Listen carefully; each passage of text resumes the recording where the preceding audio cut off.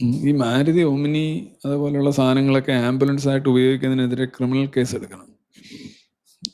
ഈ ആംബുലൻസ് എന്ന് പറഞ്ഞാൽ അത്യാസന്ന രീതിയിലുള്ള രോഗികൾ അവരെ കൊണ്ടുപോകുന്നതിനാണ് ഉപയോഗിക്കുന്നത്. അത് ഒരു നല്ല സ്പീഡിൽ പോകേണ്ടി വരും. അപ്പോൾ അതിന് ഏറ്റവും അനുയോജ്യമല്ലാത്ത വാഹനങ്ങൾ, പവർ സ്റ്റിയറിംഗ് ഇല്ലാത്ത, പിന്നെ സുരക്ഷാ സംവിധാനങ്ങളില്ലാത്ത, എയർ ബാഗുകളില്ലാത്ത, ഇതില്ലാത്ത ഇങ്ങനെയുള്ള സാധനങ്ങളാണ്.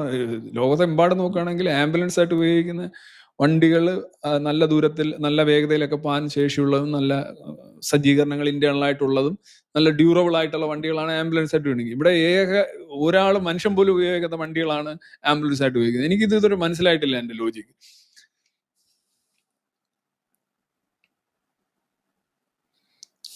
അത് മരണാസന്നനായിട്ട് കിടക്കുന്ന രോഗികളെയൊക്കെ ഈ ഓമിനിയിലൊക്കെ അടിച്ചുകൊണ്ട് പോകുന്ന കാണുന്നത് എനിക്ക് എന്തുവാടെ ഇത്.